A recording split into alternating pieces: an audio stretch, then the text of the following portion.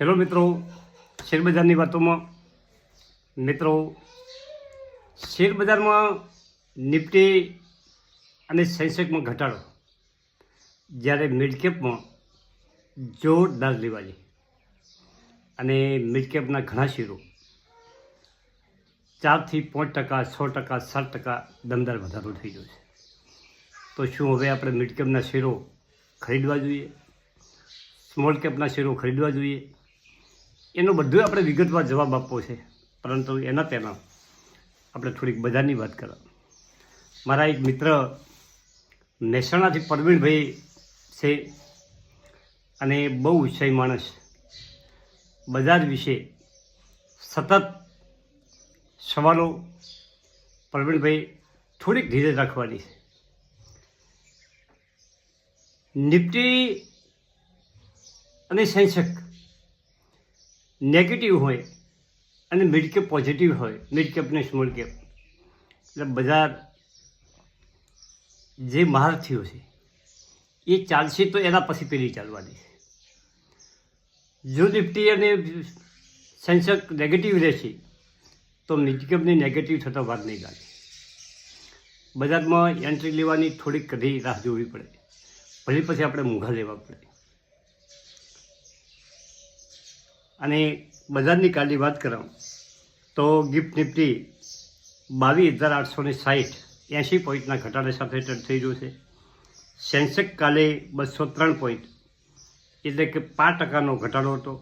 નિફ્ટીમાં સામાન્ય 19 પોઈન્ટનો ઘટાડો હતો. બેંક નિફ્ટી 235 પોઈન્ટ એટલે કે 0.5%નો ઘટાડો હતો અને બેંક નિફ્ટી 49,334 ઉપર બંધ થયો. જ્યારે મિડકેપમાં 0.5%નો વધારો હતો. 737 પોઈન્ટ વધી 51,163 ઉપર બંધ થયો. એનએસઈ પરના શેર 1883 વધારા સાથે બંધ રહ્યા અને 710 શેર ઘટાડા સાથે બંધ રહ્યા.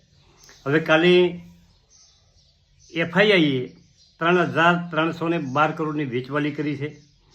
એની સામે આપણા ઘરેલું ફંડોએ 3,902 કરોડની ખરીદારી કરી છે. એફઆઈઆઈએ સ્ટોક ફ્યુચરમાં 1,510 કરોડની ખરીદારી કરી છે અને ઇન્ડેક્સ ફ્યુચરમાં 1,061 કરોડની વેચવાલી કરી છે. આ બધા કાલના ઓકડા છે.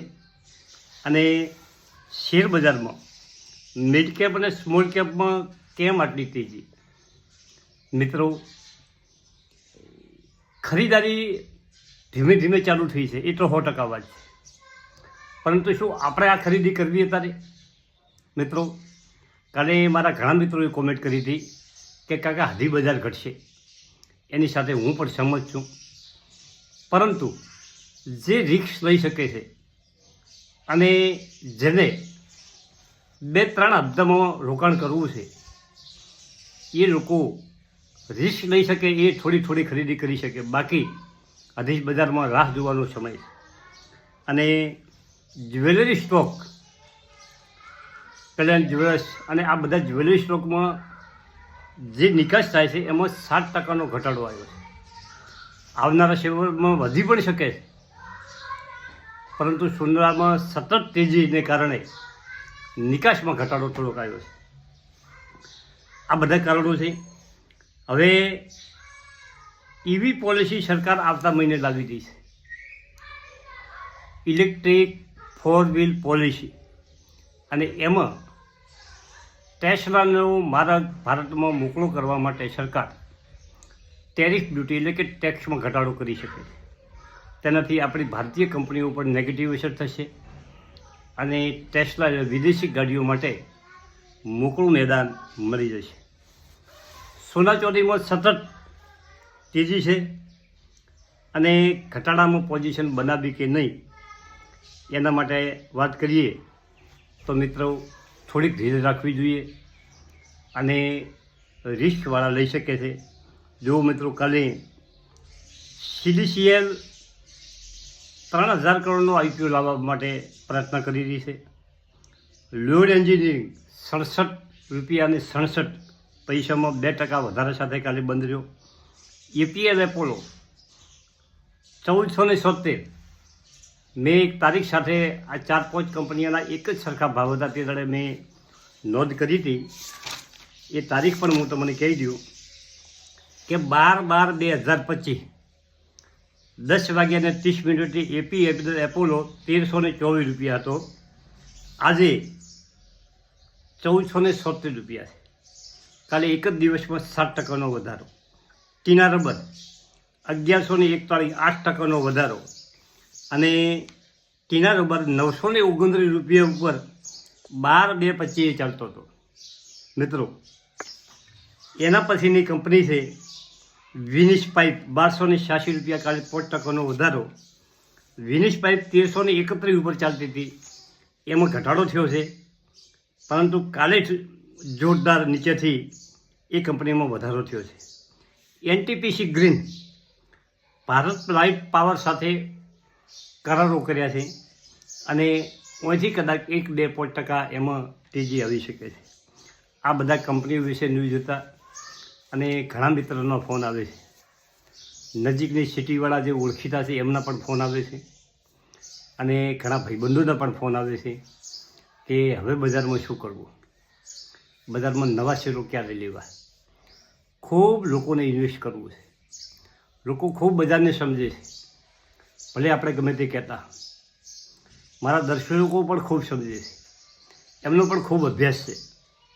મારા કરતાં અમુક વ્યક્તિઓ ગિરીશભાઈ શાહની એનો ખૂબ અભ્યાસ છે, ઘણા મિત્રોનો ખૂબ અભ્યાસ છે. અને તમે કોમેન્ટ કરીને મને પણ માર્ગદર્શન કરજો મિત્રો.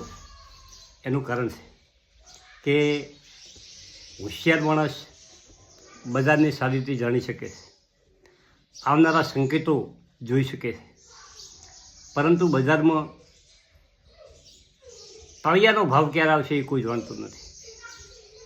બજાર ક્યારથી ફરીથી રિકવર થશે એ કોઈ જાણતું નથી. એટલે ધીમે ધીમે થોડા સ્ટોક આવનારા સમયમાં જ્યારે નીચો ઘટાડો આવે, આ પછીનો ઘટાડો આવે મિડ કેપ અને સ્મોલ કેપમાં, અને કોઈને મિડ કેપ ને સ્મોલ કેપ લેવા હોય એના પછીના ઘટાડામાં થોડી ક્વોન્ટિટી એકઠી કરતા રહેવું પડે. મિત્રો, બજાર ચારે રિકવર થશે. અને ખાસ તો અમેરિકાના રાષ્ટ્રપ્રમુખ ટ્રમ્પ સાહેબનું જે બયાનો છે એની બજારમાં ખૂબ અસર થઈ રહી છે. અને ટ્રમ્પ સાહેબ એવા ચંચળ માણસ છે, એટલે ગમે ત્યારે બજારમાં વધઘટ કરાવી શકે. એનું કારણ છે એ સતત ટ્વિટર ઉપર બયાનબાજી કરતા હોય છે. મિત્રો, બજાર રહેવાનું આવું, પરંતુ આવા બજારમાં પણ કમાણી થઈ શકે છે.